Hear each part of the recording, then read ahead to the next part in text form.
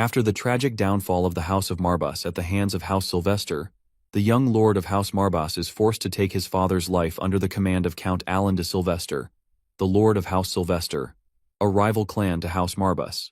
It was a tragic day when the hands of young Lord Leon were stained by his own father's blood. With the head of the family gone, Leon Marbas is now next in line to become the new head of this declining family, the same family which once revered as the best house of necromancy. Now that he is the head of House Marbas, Leon is leading a conference with the other nobles residing in House Marbas territory.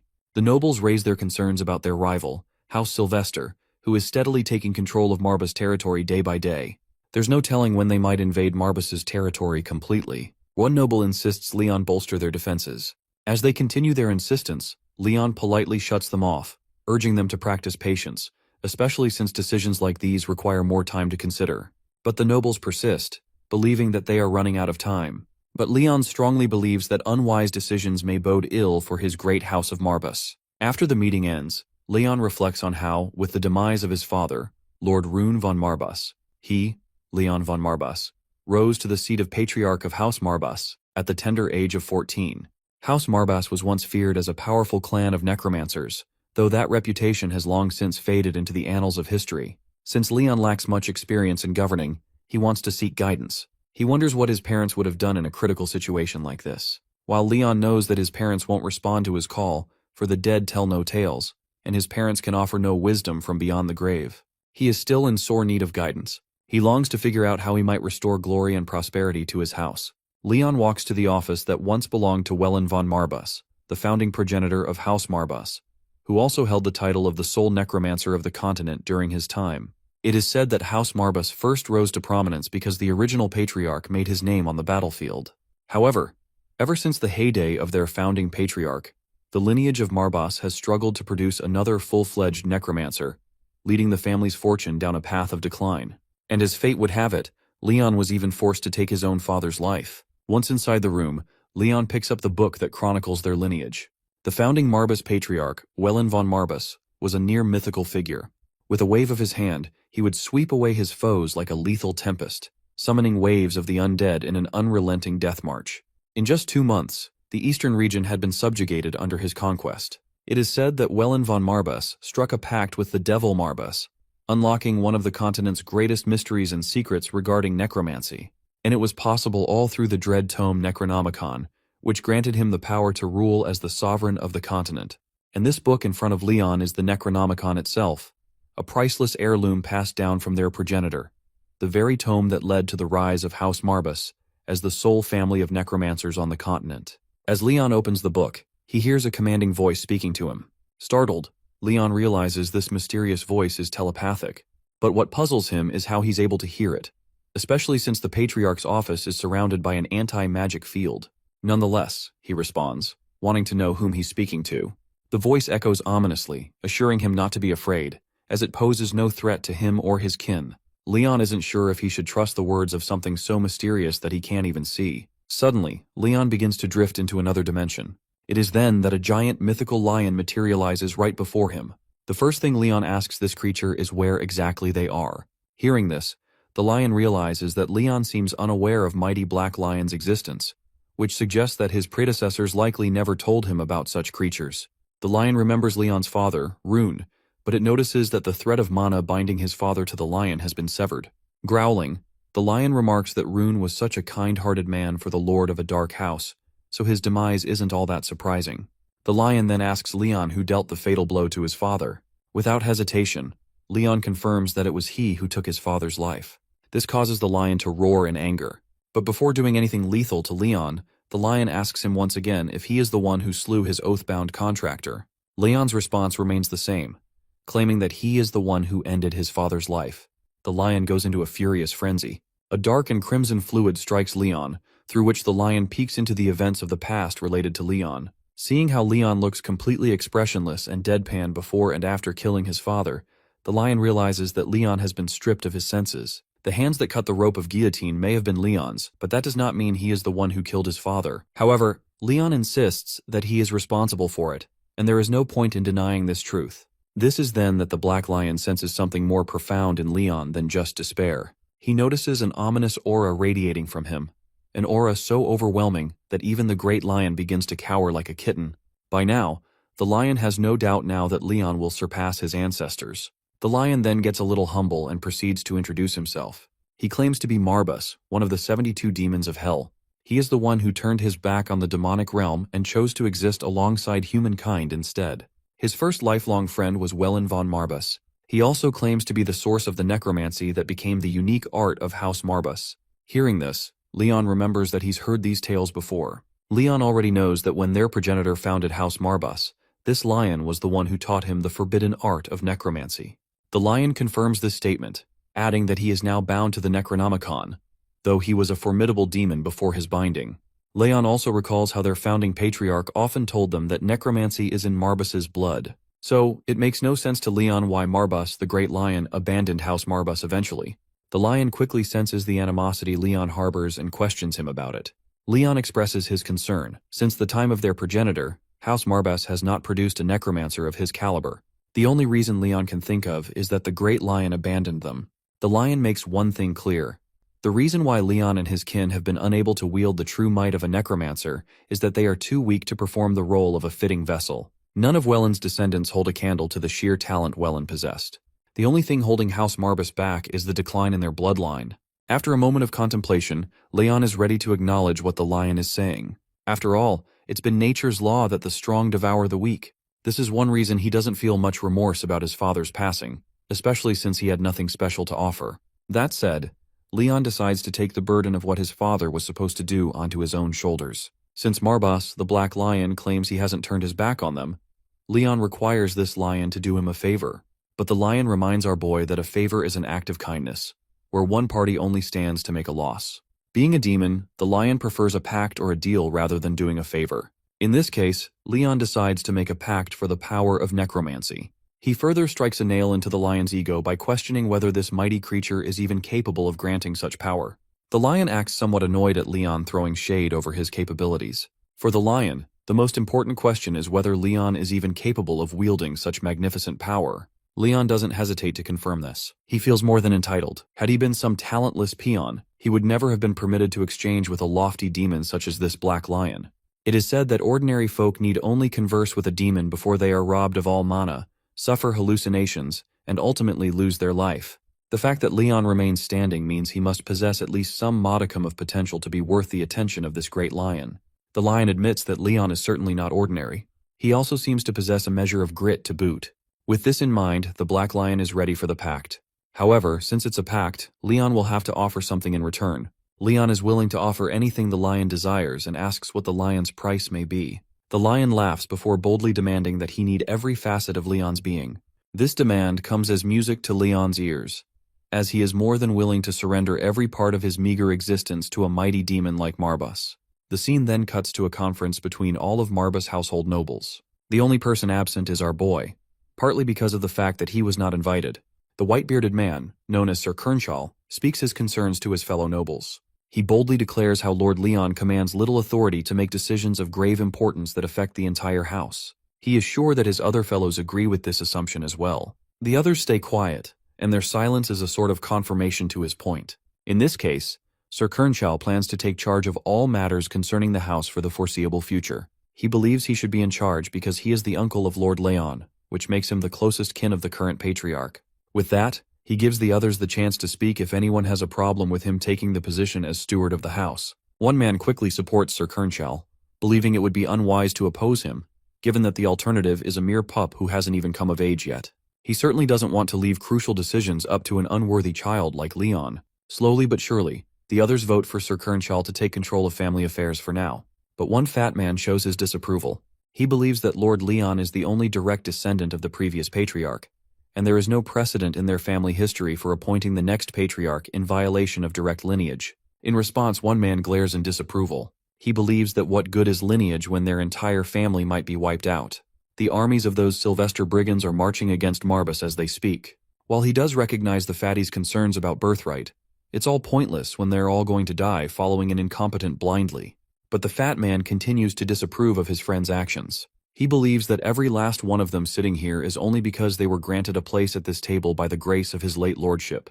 So everyone here owes it to the house to fight to the very last. Even if the sitting patriarch has yet to gather his own faction, the fat man will not stand by and watch his uncle, Sir Kernchal, take Leon's rightful place as heir. By the way, this fat man's name is Pullen, and he seems to be a loyal follower of the previous patriarch. At this, Sir Kernchal stands up, acknowledging how the current patriarch seems to have at least one loyal follower. Pullen tells Sir Kernchal to cut the crap and come clean about what he really wants to say. Sir Kernchal snaps back with a sharp tone. As loyal as Pullen may be, Kernchal believes he lacks the shrewdness to see that it's a done deal. He walks over to Pullen and places his hand on his shoulder, exuding a menacing aura while threatening Pullen to think before speaking. He reminds him that everyone is gathered here for one purpose alone, to make an unsavory choice that would nonetheless be the least of all evils for the house. So he suggests that the fat man avoid standing in the way of their survival, because one wrong decision could lead to everyone's slaughter. We then cut back to the Black Lion and Leon in their intense negotiations. The Lion speaks of how, with this change in the subject of the pact, the true extent of his power has been curtailed. He also recalls how soft and naive Leon's father Rune was. As his contractor, his father possessed a far greater mana reserve than Leon does now. Speaking of mana, Leon remembers that any demon who makes a pact with a human must draw magic energy from their contractor to replenish their own reserve. So Leon questions the Lion about what he's going to do in this situation. The Black Lion snaps his fingers and transforms into a cute little puffy cat, claiming that this will be less draining to maintain. Leon is relieved that with this new form, the Black Lion will be easily mistaken for an adorable pet instead of a terrifying demon. Being called an adorable pet does not sit well with the Lion, so he gives Leon a deadly glare, exuding a threatening aura for calling him that. Anyway, the Lion decides that it's finally time for them to proceed with the next step. Leon is confused and curious, asking what comes next. The Black Lion questions Leon in response, wondering if he has forgotten that he wanted to obtain strength that would rival even their progenitor. Leon admits that he does indeed want that power. The Lion reminds him that the only way to acquire that power and ascend to the same heights as their progenitor is to follow in his footsteps. So, they will be making their journey to the hidden shrine of the progenitor. But before they begin the journey, the Lion warns Leon that it may claim his life, so he wants to know if Leon still consents. Leon simply gives this clueless expression upon hearing how the Lion continues to undermine his resolve. Anyway, the Lion begins to walk on his tiny paws to lead the way. After their short journey, Leon finds himself traversing through the thick forest, the mist woods of House Marbus if I have to be specific. The Black Lion reveals that this forest can be an inscrutable labyrinth for those who are not of the Marbus bloodline. Leon seems to already have a clue about this because his father had told him that only the rightful patriarch may set foot inside the secret shrine itself.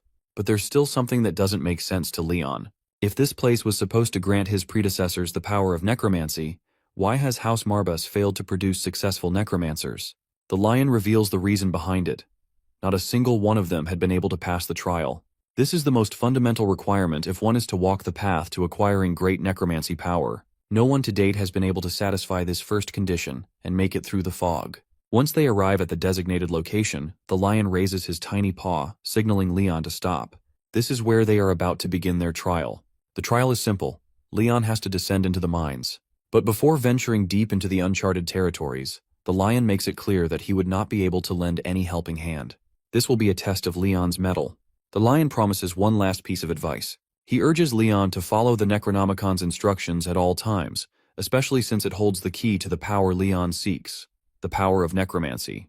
As Leon ventures deeper, he suddenly comes across the green creatures we commonly call goblins. But these goblins aren't the only thing here. There's also a lady captured by these bastards who seem to take pleasure in tormenting women. At that moment, the Necronomicon reacts. It claps, then opens, and the scene focuses on a verse written on one of its pages. The verse says, "The path to mastering necromancy begins with the secret to reanimating the dead." Meanwhile, the goblins are ready to attack Leon. He notices another verse encouraging him to take the lives of the living to start his journey. Since he's supposed to follow the Necronomicon's commands, Leon unsheathes his blade and stands tall against the goblins, who quickly charge at him with their weapons. Leon swings his short sword, cutting down one of the goblins right away, which counts as his first kill. The scene then takes us to the past, where Leon stands alongside his father in a cemetery. His father wants him to listen carefully to what he's about to say. In the great house of Marbus, his father reminds him that the entity most revered by their clan is death itself. The Marbus house is a clan of necromancers with dominion over the undead. For them, reversing death is held in the highest regard. At that moment, Leon wonders if reversing death is even possible. He had always thought that necromancers had to take lives to gain power whether they wanted to or not. His father affirms that the dark mages are feared by many across the continent. However, that doesn't mean they must become heartless villains. His father asks Leon to promise that, no matter who he faces in battle, if he holds power over life or death, he will make their end as peaceful as possible. This question lingers in Leon's mind, and sometimes he finds himself questioning whether he still has to keep his word with every foe he encounters. Back in the present, as Leon stands surrounded by these filthy creatures, that same question echoes in his mind. After all, he doesn't believe that creatures as vile as these deserve anything less than a painful death. But the most humane way to deal with them, he decides, is to aim for the cervical vertebrae with deadly precision. It's the quickest way to end them with the least amount of pain. Meanwhile, the Black Lion is simply amazed after witnessing our boy snag his first kill effortlessly. While it doesn't seem like Leon has much experience with a sword, he struck the vertebra with godly accuracy. For a moment, the Lion King considers that it might have been luck, or maybe a natural gift. But with more goblins charging, the Black Lion knows he'll soon find out. We shift our focus back to Leon. In the back of his mind, even he believes that his recent kill was more luck than skill. He's sure it's going to be a challenge fighting these green creatures. After all, goblins are shrewd and devious by nature. And to make matters worse, the visibility is poor. It's going to get even darker as he continues to slay one goblin after another. He notices that the torch flickers out with each goblin he kills. He realizes he needs to get used to the darkness while he still can. Instead of cutting through the enemy, he shifts his focus to piercing and dislodging with precision. He starts his killing spree, and with each goblin he takes down, one more fire flickers out. While it's getting dark, Leon's eyes are adjusting, so he can see well enough now. The only concern on his mind is the condition of his dagger, which is taking damage from the clashes. But he didn't expect much more from a ceremonial blade. Suddenly, a goblin leaps into the air to strike him, but Leon quickly retaliates by throwing his blade at the charging opponent, slicing its cheek. Seeing how Leon just discarded the only weapon he had catches the Black Lion off guard. It's insane to think he just discarded his weapon in the middle of the fight. But the reason Leon threw his sword was simple. He wanted to grab a bigger, sharper blade. Once he has it, he swings it with deadly precision, slashing the goblin and ending the threat. With the danger neutralized, he walks toward the damsel in distress and begins untying her. The woman is immensely grateful, finally rescued by a hero straight out of a fairy tale. But the ending of her story is not so sunshine and roses. Before the woman can even finish expressing her gratitude, Leon pierces her right in the middle of the chest. The moment his blade lands, Leon is reminded of a piece of advice his father once gave him. He spoke of monsters with the ability to mimic human beings, which he had encountered during his travels across the continents. Leon stabs her again mercilessly, causing her to groan in pain. The reason for this unexpected second stab are once again his father's words. He had specifically told Leon that those who deceive and exploit the trust of others do not deserve a peaceful death. They must experience the same fear and despair their victims felt. And so, Leon believes this woman deserves to learn that lesson through suffering. As he begins his torture, her screams echo through the dungeon. With her death, the last torch is extinguished. The scene shifts to a hotel where dancers are performing, and Sir Kirchall is running the show, surrounded by women. Sir Kirchall is having a blast, fully convinced that the Marbas household will soon be under his command. The woman to his left is equally confident, thinking a gentleman like Sir Kirchall is far more suited for the role of head of the household than a baby-faced boy like Leon. The girls around them continue to flatter him, and Sir Kirchall is enjoying the praise. He believes he's the lesser evil compared to Leon, who would drag House Marbas to extinction. Sir Kirchall is certain that his rise to power is the best thing for the house. While this shit-ass having a laughter full of joy, the brown-haired man wonders how they'll deal with Leon. The people of the estate were fiercely loyal to Leon's father, which could make it harder to dispose of him. But Sir Kirchall reassures him, promising that he already has a plan. He will make Leon's demise seem justified after the fact. Since dead men tell no tales, framing Leon with lies will be easy. The brown-haired man is glad to hear this. After all, the last time anyone heard from the dead man was centuries ago, when the founding patriarch wielded the power of necromancy. With a toast, they celebrate the success they believe is coming. Meanwhile, we cut to Lord Alan de Sylvester of House Sylvester. He's questioning his men about the progress of their plan to subjugate Marbas. One of his men reports that Sir Kirchall is essentially a pawn working under House Sylvester. Now, they just need the official approval for all-out warfare from the imperial household.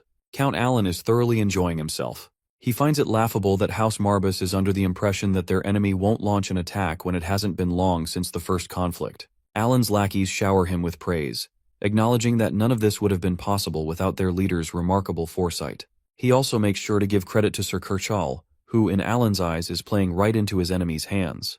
To think that the centuries-long history of House Marbas will end at the hands of a short-sighted traitor, it's almost too entertaining for Count Alan. He orders his men to hasten the preparations. Count Alan feels like he's on a streak of good luck. First, that fool of a father who got his head chopped off by his own son. Now the son himself will be next. But little does he know, the lamb he's talking about is preparing to turn himself into a literal goat. Back in the dungeon, Leon has just finished off the last of the monsters, and the dungeon is pitch black with all the torches snuffed out. This means she was the last monster he needed to kill. Just as he says this, the torches reignite, much to Leon's relief. The Black Lion, meanwhile, is absolutely thrilled to have Leon as his contractor. He leaps over Leon, causing him to fall into the pool of blood. The lion is driven by the power Leon possesses, enough to wipe out an entire camp of orcs single-handedly. He's amazed that not only did Leon see through the monster's disguise, but he also pierced its seemingly indestructible body. While Leon appreciates the compliment, he'd rather avoid confronting orcs, as he's been told they despise humans above all else. Still, the Black Lion is fascinated by how Leon managed to see through the disguise. He wants to know how he did it. The answer, Leon thinks, is simple. When all the other torches went out, one remained lit. The key thing was that the light of that torch was a different color. It was green, the color of the dead. With each monster he killed, the torches flickered out one by one. And sure enough, the last torch stayed lit until the end. That was enough of a hint for Leon to realize the woman was a monster in disguise, and he killed her accordingly. The Black Lion is even more excited now. Normally, he wouldn't expect a boy so young to deduce so much under such dire circumstances. When one's life is at stake, it's difficult enough to read the situation, let alone spring into action without hesitation. And yet, Leon did exactly that, dispatching all the enemies by himself without a hitch by using sheer brains. While the Black Lion was initially concerned about Leon's mana reserves, he now believes that one's potential shouldn't be measured solely by mana capacity. He's certain that Leon is hiding something special, something extraordinary that excites him even more. He's now looking forward to seeing what new tricks Leon might show next. Now that Leon has completed his first trial, it's time to move on to the next. His first task was to take the life of a living being, and now that he has succeeded, the Necronomicon instructs him to raise the fallen. Thinking about it, Leon can only interpret this as needing to create undead from the goblins he just slaughtered. And with that, he is about to take his first true step toward becoming an undefeated necromancer. This realization excites him beyond measure. Leon uncovers the path of necromancy laid before him. The little furball of doom and destruction implores him to gaze towards the defeated goblins before directing a column of mana into his vision. This will then allow a path of threads to weave and attach themselves to the bodies. Following those instructions, Leon successfully manages to find and connect each thread to the goblins. These threads are known as death lines. They hover over the bounds of death, each thread linking the soul from this world into the next world. Marbas explains that a necromancer's specialty lies in separating the souls from the bodies of the dead, confirming the extraction ritual, and after imbuing those souls with their own mana, the necromancer successfully commences the reanimation magic. This is quickly showcased as the goblins resurrected with a dark aura, bounded by a crest on top of their heads. Marbas gives him a visual representation by using one of the goblins to attack Leon, only to stop the goblin's attack at the last second. The demon labels this part of the process as branding. And while there were multiple ways of resurrecting the undead, this particular method favored on monsters. The demon promises to delve into the details of other forms of necromancy later on. Leon takes a stand, having learned something new from the tutorial. Now, it's his turn to fully repeat the process. But before that, a question lingers in his mind. Referencing his predecessor's words, Leon talks about how it is way more complex to resurrect a human instead of a monster. Right now, he's curious to know if he's at the level where he can safely resurrect a human into one of his undead warriors. To that, Marbas wonders if he requires the ability to be in his arsenal. Leon confirms, inviting a snarky taunt from the demon, who wonders which human will become a victim of Leon's magic. As it turns out, Leon declares the man's name as Kirchel, his one and only uncle, the traitorous bastard seeking control of the family. Returning to Kirchel's perspective, we see him bad-mouthing Leon's father, regarding him as a fool who didn't know any better. He thinks of himself as an opportune man, one who is set on a path of greatness after his brother's own demise. Now, the only thing left is to take care of the boy as the family's direct heir. Any sane man would feel guilty, perhaps even grief-stricken to imagine the thought of killing his own nephew. But this guy is equivalent to garbage, believing that it shouldn't pose any trouble to him at all. In fact, he wants this moment to be one of celebration, instead of sulking. But as they're cheerily enjoying their drinks, a loud rumble grazes across the structure. The chandelier snaps and crashes right in the middle, startling the group as a whole. Kirchel takes a moment to process what was going on. None of them could believe that the establishment could experience such a strong quake, especially when it was enchanted by a magical artifact. Kirchall's eyes dart away as he gestures to his party to remain quiet. Using his voice, he questions the intruder hiding, mocking the man for attempting to take his life. Leon's voice echoes back, taunting his uncle for having such ridiculous ideas, his amber eyes staring at the man coldly from a distance. Kirchall considers the boy nothing more than a useless young patriarch of a destroyed household. He gestures to his men to take care of the boy, but Leon's standing on business. Dude straight up tells this old man to respect him as the family's patriarch. Kirchall questions why the boys come here at a late hour. Leon coldly claps back, stating that he doesn't need an appointment to see one of his subjects, even taunting Kirchall for his ego. Kirchall, now physically peeved, roars at the boy for deeming himself as a worthy patriarch capable of leading the family. He wonders if Leon is afraid that his precious seat will soon be taken away from him. The sniveling rat thinks that it's far too late to worry about such things, as the boy's father's already dead, and no one can protect him anymore. Lifting the veil, Leon argues that he perfectly understands he's the only one who can protect himself. Kirchall laughs at the boy for arrogantly coming here alone, challenging his uncle at the cost of his own life. Our boy immediately corrects him. He never said anything about coming alone after all. Kirchall doesn't get what nonsense he's on about, when suddenly, the ground beneath him rumbles.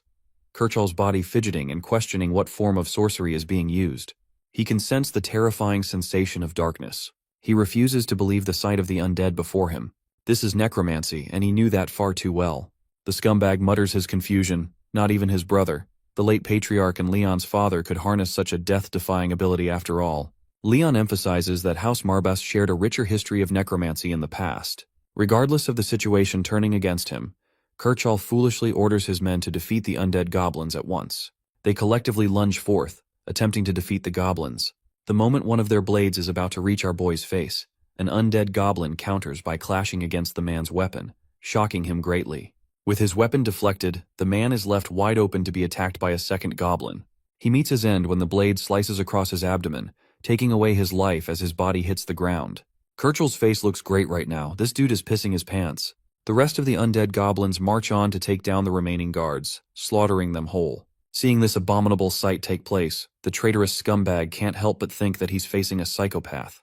The goblins tear apart Kirchall's men, yet he stands there, unable to piece together his thoughts. This massacre is something he's never seen before. It's really true. It really is true that Leon was commanding necromancy. Fueled with anger and fear, Kirchall wonders how this development could have possibly taken root. Preparing a sphere of black in his hand, he roars at the boy for making a mockery of the founding patriarch's true powers. To this, Leon taunts him, questioning what was so wrong about the true patriarch of the family to be able to wield such sorcery. Unable to withstand his words, Kirchall calls his explanation bullshit, as necromancy is long considered a lost art, something not even the boy's father could manipulate. The bastard's ego can't accept the fact that a child much younger than him was able to command such a powerful ability. Deciding to hold merit to his words, Leon gestures his hand before warning Kirchall that he's making a major mistake. At this moment, he orders his goblin servants to lunge forth and attack Kirchall. This guy is literally getting jumped Jujutsu Kaisen style, and with what little power he has, he releases the sphere of black, incinerating the goblins upon impact. Kirchall's attack may have seemed like it did some damage, but it mattered little to the goblin corpses, who merely recovered from the injury and resumed their mindless attack. The sleazy old bastard couldn't do anything, so he begged his men for help. But when he looked back, his eyes were filled with despair. Dead bodies rolled on the ground, each lifeless as the next. As his last resort, Kirchall cursed underneath his breath and released a bunch of attacks.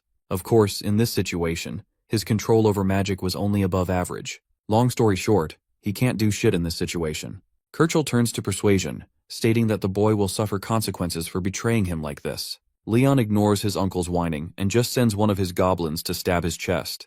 The blade connects cleanly, causing Kirchall a jolt of searing pain, his blood spilling on the ground. He attempts to fight back using his magic, but his control and predictions quickly fade. As his last resort, he deems the boy a traitor for attacking one of his own. Leon drifts off to a related tangent, a memory he once shared with his father regarding the history of the continent. Leon understands that every land has its own victors, and the NS vanquished, and it's only a matter of time before their roles are switched. Kirchall thinks the kid is wasting his time lecturing him, but Leon continues his speech, claiming that while he may be emotionless and cold in his methods, there is one thing he did learn from a book. In Leon's words, forgiveness is a right only bestowed upon the victor, and Kirchall was once that victor too. However, He ended up betraying the patriarch for the pursuit of his own power. But things have changed now. The bitter truth stabs Kirchall, but our boy continues to spit facts and logic against a dead man's incoming doom. He doesn't even bestow a farewell upon his traitorous uncle, and desperately hopes that Kirchall suffers all the way to his next life. Vowing to celebrate this day every year, Leon intends to punish Kirchall by taking away his life. In mere moments, the goblins swing their weapons at the old man, his life painfully ending with an agonizing scream. With this guy dead, Marbas is a little impressed by our boy's psychotic methods. He's rather impressed that a newbie necromancer has the ability to wield its powers with such precision. It's as if Leon has the experience of a decade behind his back. To that, the protagonist reaches an exciting enlightenment, a plan that even terrifies the demon furball. The scene switches to an urgent meeting of the council, where some nobles are confused why Kirchall has demanded yet another summoning from them. They can't figure out why he's being overly annoying as of late, while one baldhead believes that this meeting has to pertain to an urgent matter for being called on such short notice. They amuse the responsibility of the Sylvester House breaking the peace treaty and striking House Marbas while they're at their weakest. Not everyone believes the same, because breaking a major treaty like that would be a bold move from the opposing house. The war can't continue without the permission of the clan heads either, so they ultimately decide to sway away such doubts and await Kirchall's arrival. Well, someone does arrive, but it's not Kirchall. It's a young boy, whose every step haunts the council members and bolts them into a state of contemplation. They can't fathom why Leon is here when the meeting was called by his uncle. It doesn't make any fathomable sense for Leon to appear in his uncle's place. Our boy wastes no time, and immediately calls out the elephant in the room. He knows they were expecting to see their uncle, and he has some rather exciting news to share. Kirchall won't be attending the meeting, particularly because he's out of commission and can't attend the meeting. Seeking further clarification, one of the council members begs for an explanation. Leon calmly takes his seat before declaring Kirchall's death, sending shivers across the room. He even goes as far as to confirm that he took his uncle's life. And with that clarified, Leon amuses if any one of them has something to say regarding his decision. This man is the unquestionable king of sass wherever he goes. Slamming the table, one of the council members roars his complaint, demanding a proper reasoning to kill the senior elder of the house. They don't want Leon to do whatever he wants as a patriarch. Psych, bitch. That's exactly what he's about to do. He calls Kirchall a traitor bearing the family name, a man who turned against the patriarch and even sold critical information to the opposing house. This man dared to claim Leon's position as the rightful head of the clan. But apart from that, what really amuses Leon is how fast these guys are sucking Kirchall's dick. They're defending him with strong opposition after all. The council members were called under Kirchall's command, and since he's not around, the only logical conclusion is that Leon's words must be true. They can't believe that Kirchall was defeated by a second-rate brat with no experience. Instead of wallowing in his loss, they understand the gravity of the situation at hand. One council member is smart enough to take Leon's immediate side, kissing his ass because he suspects that the young patriarch has come under the possession of some new power. The rest of the council members follow suit, blaming Kirchall's traitorous acts all of a sudden. Leon doesn't want to hear a word from these double-faced fuckers, and renders them guilty of committing a crime. Their crime is that they failed to turn over a traitor hiding amongst their ranks. The council members are experiencing 15 heart attacks every second, knowing that this kid is outplaying them in every argument. They counter Leon, requesting for evidence behind the boy's punishment, as if to accuse him of committing murder without reason.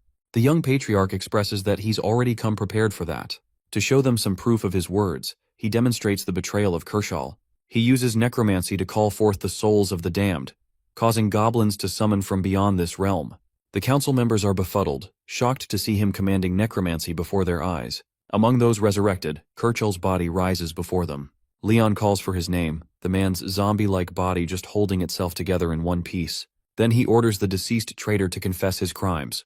The council members keep asking the same boring question, and Leon's done answering it over and over again. It's simple logic to him that necromancy is a magic practiced by the heirs of House Marbas. The goblins roar at the council members, causing them to flee the scene. But before these assholes can even escape their seats, one of them already hits the ground, his head severed from his shoulders. Another one drags his pitiful body across the floor, his legs severed. Leon doesn't have time for mercy, and concludes that this meeting is far from over. He uses Kirchall's corpse as the object of their demise. The undead human rises before his master, his mouth open wide. Leon asks again, questioning if the council members shared involvement in the traitor's acts. The mummified body of the deceased man speaks nothing but the truth. Every single one of the council members were responsible for bringing down the patriarch. They all knew he was a traitor who sold information. Having confirmed that, Leon is content with his decisions. Blondie over here thinks he's special and begs to be spared. The same goes for the other bastards, all begging for a second chance. Leon serves them poetic justice, making his goblins tear apart their flesh. With the council eradicated, Leon fully embraces his powers of necromancy as the true patriarch of the Marbas house. Their long-lost ancient power, finally restored. Leon stands over the lifeless bodies of the slain council members with his Necronomicon floating ominously at his side. He surveys the aftermath of his work before turning his attention to a servant trembling in the shadows. Without hesitation, he demands to know the whereabouts of Pullen. The servant, shaken by the bloodshed, nervously reveals that Pullen is being held in the dungeons below on a charge of sedition. Upon hearing this, Leon orders the servant to lead the way. As he steps toward the door, he looks at the remaining servants and soldiers, warning them that they are free to flee if they wish, but if they choose to stay, he will not be held accountable for what happens next. He leaves, trusting that they will make the right decision. At House Sylvester, a man approaches Alan and hands him a letter. Alan takes it and reads slowly with a hint of relief appearing in his eyes. The letter brings news that the imperial household has turned against House Marbas, which excites him. The man remarks that it was expected, as House Marbas has nothing to offer, and the manpower they do have is useless. Alan agrees and orders his men to proceed as planned, confident that House Marbas will fall after a month. He then asks if the man is prepared for the task, to which he confidently replies that he is. Still, he ensures that his men are fully prepared for what lies ahead. His strategist, amused by Alan's certainty, jokingly remarks that the only true threats to their success would be the sudden appearance of a powerful necromancer or the impossible resurrection of House Marbas's long-dead founder. The remark only strengthens Alan's confidence. In the dungeons of House Marbas, Leon finds Pullen locked in a cell. The moment Pullen sees him, he begins pleading and apologizing, admitting that he allowed Karchal's dark ambitions to take root, which ultimately put Leon in danger. Overcome with guilt, he insists that he deserves death for his failure. However, Leon sees things differently. Pullen was the only one who opposed Karchal, proving his loyalty and making him a valuable recruit. With that, Leon orders him to rise, stating that there is much to be done and that he requires Pullen's service. Pullen is shocked, questioning what kind of service Leon could possibly need from someone like him. Leon, noticing the swarm of flies circling Pullen, merely tells him to wash himself and meet him in his office, where they will discuss the details. Pullen eagerly agrees, pledging his loyalty as Leon leaves. As night falls, Leon stands by his window, gazing outside while Marbas, in his kitty form, perches on his shoulder, lazily grooming himself. The cat breaks the silence, asking about Leon's next move. Leon pauses, lost in thought until Pullen finally arrives. To Pullen's astonishment, Leon presents a bold plan, impersonating Karchal to deceive House Sylvester. Pullen immediately voices concern, pointing out that pulling off such an impersonation convincingly would be nearly impossible. But Leon has other methods. Without hesitation, he summons a doppelganger, which morphs into Karchal's exact appearance right before Pullen's eyes. Stunned, Pullen can hardly believe what he's witnessing. Leon has just summoned an undead minion with ease. He had heard the rumors about Leon's abilities, but seeing this firsthand makes him realize just how powerful the Necromancer truly is. Still, doubts linger in Pullen's mind. Though the doppelganger may resemble Karchal perfectly, controlling it convincingly enough to fool House Sylvester is another matter entirely. He nervously expresses his concerns, fearing that their deception will quickly be uncovered. According to Pullen, the undead has no way of perfectly replicating a person's speech pattern, handwriting, or behavior. However, this isn't just any undead. It is an illusion created by a creature known as a doppelganger, which Leon managed to find. Unlike ordinary undead, this doppelganger is capable of not only mimicking someone's appearance, but also retaining their memories and personality. To demonstrate its abilities, the doppelganger channels Karchal's magic, stunning Pullen with its accuracy. Leon then recalls the moment he first encountered the creature in the dungeon while searching for a book. At the time, the doppelganger had taken the form of a woman. After killing it, Leon had demanded its name, to which Marbas revealed that it was called a doppelganger, an entity capable of replicating a person's appearance, personality, and even abilities. At the time, it had been mimicking a traveler it had slain, along with her companion. Hearing this, Leon had begun to formulate a plan. Without hesitation, he had used his necromantic magic to raise the doppelganger's body from the ground. Once a minion of the founder of House Marbas, the creature now belonged to his descendant. After all these decades, it had finally returned to its rightful master. This demon Instagram baddie is pissed as hell, while Leon glances over his contractor, acknowledging Marbas favoring him over her. The demon warns him that the creature they're facing is capable of transforming into any target a necromancer has encountered. The only condition being, she can't transform into a target more powerful than the caster.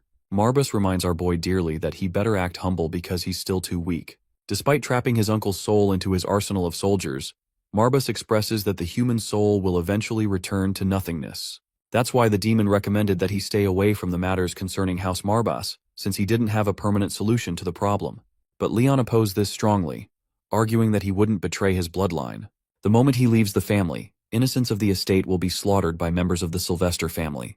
The demon Furball wonders if he's so selfless to wager his own life for the sake of others. As heartless as Leon is, he's ready to die for his family's sake. The demon thinks he's being loyal to a fault, for little to no reason at all.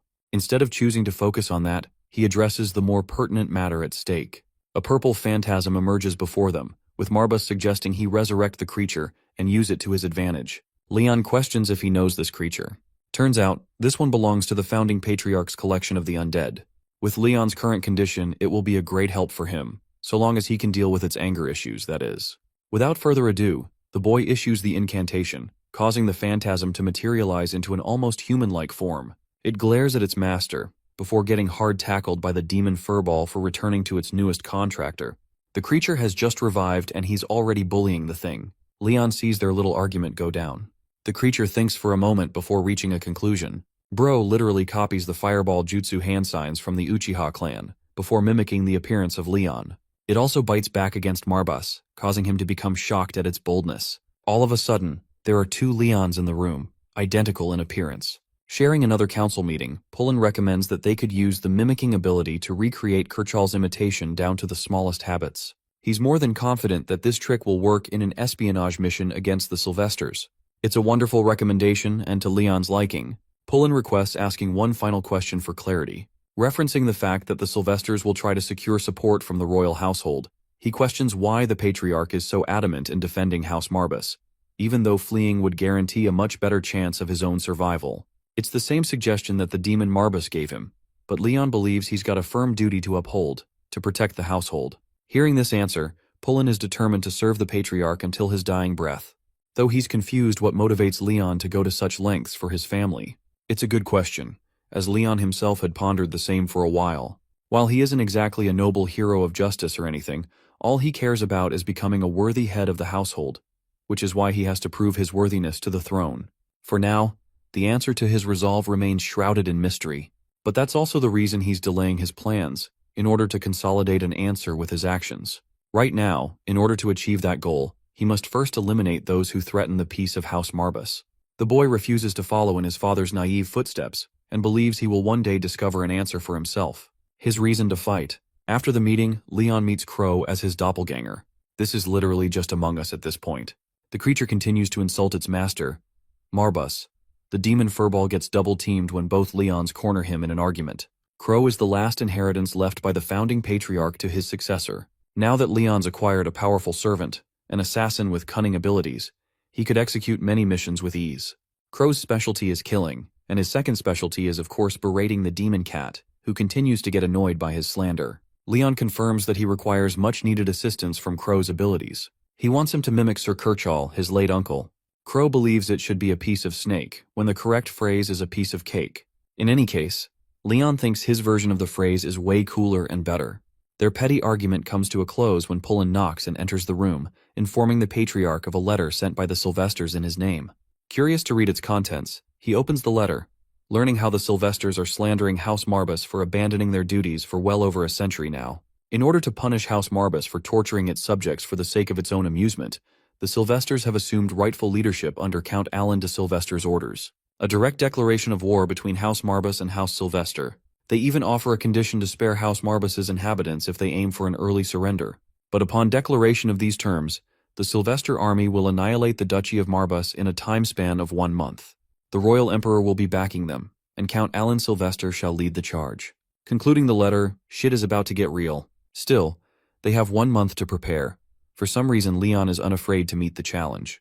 Marbus confirms that while they do have time to spare, they should use that to escape and gather their forces to fight another day. Leon corrects the demon cat, hinting a use of his necromancy powers, and stating that he's not even going to wait for the month to end. Marbus thinks this nutcase has completely lost his marbles by now. He can't face an army in hundreds. It's a threat far more overwhelming than dealing with one lousy scumbag of an uncle. The demon cat questions if he's still ready to face them with such insane odds. Hearing that, Leon smiles, believing they'll all be okay. After all, he's going to stop being merciful from now on and unleash literal hell upon his enemies. In the town, rumors of Kerchaw's disappearance spread like wildfire, with villagers whispering that it was a dark omen, especially coming so soon after the death of their old lord just a few months ago. Concern grows for Leon, as many believe he must be devastated, having now lost the last of his surviving kin after his father's passing. However, one of the men assures the others that he has confidence in Leon and believes he will manage just fine despite everything. The townspeople remain hopeful, unaware that the Sylvester army is closing in on them, having already declared war. As they talk, Pullen interrupts, warning them to control their tongues and stop spreading rumors. When they turn, they see Leon standing behind Pullen, prompting them to bow and quickly apologize, insisting they were only engaging in small talk. They also express their condolences to Leon for his uncle's supposed loss, claiming it is truly tragic to lose someone so close. However, Leon corrects them, stating that his uncle is still alive but too ill to appear in public often. He says this because he knows it is best to make them believe his uncle is still alive to keep them calm. Turning away, Leon remarks that the villagers take his uncle's side a little too much. In truth, he says this as a tactic to deceive his uncle's allies. He then orders Pullen to silence anyone who witnessed the incident or is spreading false news about his uncle. Pullen, taking it as a direct order, asks why Leon came to the town center himself, as Pullen would have gladly conveyed his words. However, Leon insists on handling it personally. As they reach the outside of the town center, Marbus begins sensing a strong magical force emanating from within. Upon entering, Leon orders Pullen to wait at the entrance until he returns. Pullen agrees but expresses concern for his young master's safety, to which Leon assures him that he will be fine and instructs him to seal the door behind him. He does not want anyone to escape or enter the building. With that, Leon steps into a blood-stained, chaotic room, where chairs, tables, and bottles are scattered about while a few people are busy cleaning up the mess. Among them, Leon notices a boy with wolf ears and turns to Marbus, asking if this is the person he spoke of. Marbus confirms it. The boy in question is muscular, with wolf ears and an intense aura of potent energy surrounding him. Seeing him, Marbus grows excited, remarking that the Leon household has always lacked an eye for spotting those with potential, yet Leon has managed to find one. Walking toward him, Leon asks for a moment of his time, but the boy instantly begins apologizing, explaining that there was a brawl at their place last night and asking if Leon could return at another time. Suddenly, a woman addressing the boy as Walter kicks him forcefully, apologizing to Leon and insisting that they never intended for a beastman to greet him. She follows up with another slap, shouting at Walter for speaking so casually to Lord Marbus. Kneeling on the ground, Walter hurriedly apologizes, explaining that he did not know who Marbus was, as he is new to the area. Ignoring the commotion, Leon firmly repeats his request, asking for a moment of Walter's time. The lady steps forward, offering herself instead, but Leon dismisses her, revealing that his business is specifically with Walter. According to the demon Marbus, the Beastman boy possesses immense potential for growth, making him an excellent candidate to join Leon's household. Meanwhile, Walter remains kneeling, frozen in shock at the realization that he is in the presence of Lord Marbus's house and had just spoken so casually to him. Suddenly, to his astonishment, Leon casts a spell that emits a dark smoke, which begins to surround Walter's body, healing his wounds. Staring at his now recovered body, Walter is left speechless, but Leon's patience is wearing thin. Once again he firmly asked for the boy's time.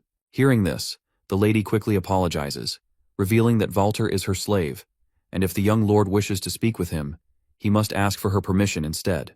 Observing her, Leon suspects that she is unaware of his uncle's incident, meaning he can be more open with her. With a smile, he asks her when his state began allowing slavery and why she is addressing him by his childhood title. The questions make the woman visibly uneasy, as if she is hiding something. However, Leon sees right through her. Releasing a powerful dark aura, he opens his Necronomicon, calling her out for believing that he is unworthy of becoming a king. Marbus is equally excited about taking the boy in and grows furious that the woman dares to disrespect his contractor. Summoning his Necronomicon, Leon reveals to the woman that he is also deeply concerned about her enslaving people. He orders her to release any other slaves she may have, giving her 10 minutes to comply or face punishment. Hearing this, the woman grows visibly nervous, but instead of showing fear, she lowers her head with a wicked smile. Mockingly, she refers to Leon once again by his childhood title, asking if he is truly prepared for what she has in store. She then sarcastically apologizes for using the wrong title again. However, Leon remains unfazed. Ignoring her taunts, he turns to Walter, who sits beside him, scared and confused, unsure of what Leon sees in him. Suddenly, the woman snaps her fingers, and all of her men surround Leon with their weapons drawn. With a confident smirk, she commands them to charge, declaring that if something happens, Kirchhoff will support them. Leon, however, stands his ground, completely unbothered. As the attackers rush toward him, he calmly raises his hand and uses his dark magic to summon undead trolls. As soon as they materialize, the monstrous creatures begin ruthlessly slashing through everyone in their path without mercy. Witnessing the carnage, the woman is overcome with disbelief and growing fear. In that chaos, Leon walks up to one of his trolls and casually asks for its sword, remarking that his own is too chipped to be of use. The troll obediently hands him a blade, and without hesitation, Leon joins the fray, cutting down the final few remaining enemies. The woman, still standing, watches in shock, struggling to comprehend how Leon has gained such immense power. Walter, equally stunned, remains silent. Sensing his confusion, Leon turns to him and states plainly that the only reason he spared his life is because Walter will be essential to his cause in the future. Walter still can't comprehend why a man from a noble lineage would be speaking to someone like him. He knows he is just a drifter, ignored across the continent, yet Leon seems to want something from him. Since childhood, Walter had been subjected to torture and injustice, treated as an outcast. As a beastman, he was seen as a harbinger of bad luck by the human children in his village, who tormented him with relentless beatings. Something he never quite understood. He was just an innocent child, and none of it made sense to him. But one day, when he had endured enough, something within him snapped. He stood up for himself, unleashing a powerful aura of energy around him.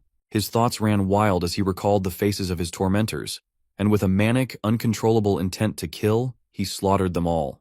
When he finally came back to his senses and saw the lifeless bodies scattered around him, he couldn't believe what he had done. Fear gripped him. Fear of facing the truth. Fear that he had become the very monster everyone claimed he was. Overwhelmed, he ran away, desperately trying to convince himself that he wasn't what they had always said he was. Returning to the present, Leon walks toward the lady, gripping the troll's knife as she nervously yells that Kirchhoff will not let this slide if he kills her. Channeling dark energy in his hand, Leon tells her that while he may not yet be worthy of the title of patriarch, soon he will be, and she has no place in his estate. With those words, he hurls the dark orb at her, killing her instantly. As he turns away, Walter stands behind him, watching nonchalantly. He has just witnessed Leon take a life, yet strangely, he feels no fear in his presence. This realization confuses him. Leon steps closer with a smile and asks for Walter's service. Before accepting, Walter wishes to ask a question. Without hesitation, he shifts into his powerful form, introducing himself as a cub of the demon wolf tribe, the most insulted and shunned among all beastmen. With raw emotion in his voice, he asks how long his tribe must continue to live with such shame and guilt. Leon meets his gaze and assures him that they will no longer have to endure such treatment. Though he admits he does not know much about their people, he makes one thing clear. If they have suffered from insult and injustice, then from this moment on, he will not tolerate it. He promises Walter that he will be a trusted member of his household, sealing it with his words. As Leon extends his hand, Walter begins to cry and accepts his invitation. Leon, noticing his silence, asks if he should take it as acceptance. Through heavy sobs, Walter confirms, stating that he will be glad to serve him no matter what. Meanwhile, in the Arkheim Empire, Esteban, Emperor of Arkheim, sits on his throne while his son, Louis, stands beside him. Louis addresses the man kneeling before them, demanding to know the reason for his summons. The nervous man reveals that he has brought a letter from House Sylvester. This irritates Louis, who sees being called over something as trivial as a letter as an insult. He claims that his father will be enraged by such disrespect. The man quickly apologizes, pleading that his sole intention was to deliver the message with urgency. As Crown Prince, Louis is currently the most powerful man in Arkheim, and the messenger is clearly afraid of offending him. However, Louis's irritation turns to intrigue when the man reveals that House Sylvester has warned of an attack on House Marbas. The messenger suggests that Louis take this opportunity to lend his support to Sylvester, ensuring the downfall of their common enemy. Louis considers the proposal but expresses concern. House Marbas has a history of necromancy, making an open war against them a risky endeavor. The man reassures him, claiming that while House Marbas once wielded powerful necromantic abilities, neither the current heir nor the previous leader possesses the potential to use such power effectively. He adds that, in contrast, House Sylvester's army has grown significantly stronger. Hearing this, Louis agrees and instructs the man to send a reply confirming Arkheim's support for House Sylvester. Removing a foe during such times is an opportunity they cannot afford to miss. The messenger bows respectfully, accepting the responsibility of delivering the message, and swiftly departs. As he leaves, Louis praises his father's rule, crediting him for creating the conditions that will allow them to eliminate House Marbas so easily. However, as he speaks, Esteban remains silent with his cold expression unchanging and his wide eyes staring blankly. Louis then lifts his father's lifeless body, smirking as he proclaims that soon, everything will be his. At House Marbas, inside Leon's office, Walter stands before him, now dressed properly.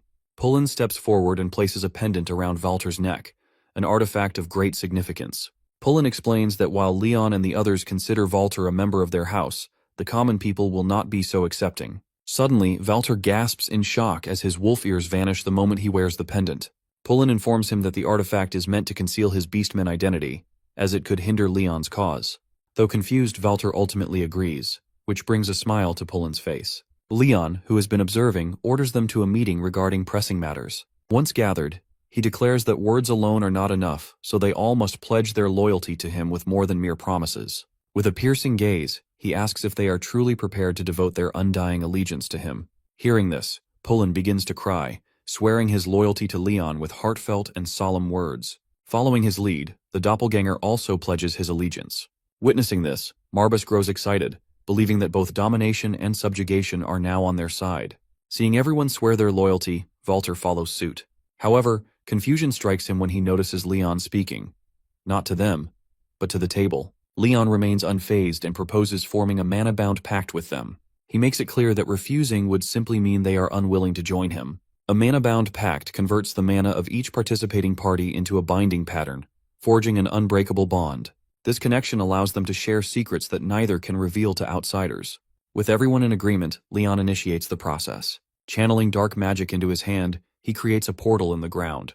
A massive surge of dark energy erupts from it, followed by two monstrous demonic hands emerging, clutching an ancient scroll. As the scroll unfurls, Pullen and Walter begin reading its contents. At that moment, the monstrous Marbas reveals his true form, declaring himself the deity of the house and the demon from whom House Marbas derives its name. With a deep, resonating voice, Marbas chants the pact's terms, demanding their loyalty to the bond and proclaiming Leon as the sovereign of the undead. They both stare in awe at the massive beast towering before them. As Marbas looms behind Leon, Leon introduces him to his trusted ally and assures them that he is bound to treat them with respect. In a deep, monstrous voice, Marbas takes their silence as acceptance and reveals that this pact will be sealed with their very souls. Once bound, they cannot break it. Pullen nervously assures him that they would never attempt such a thing.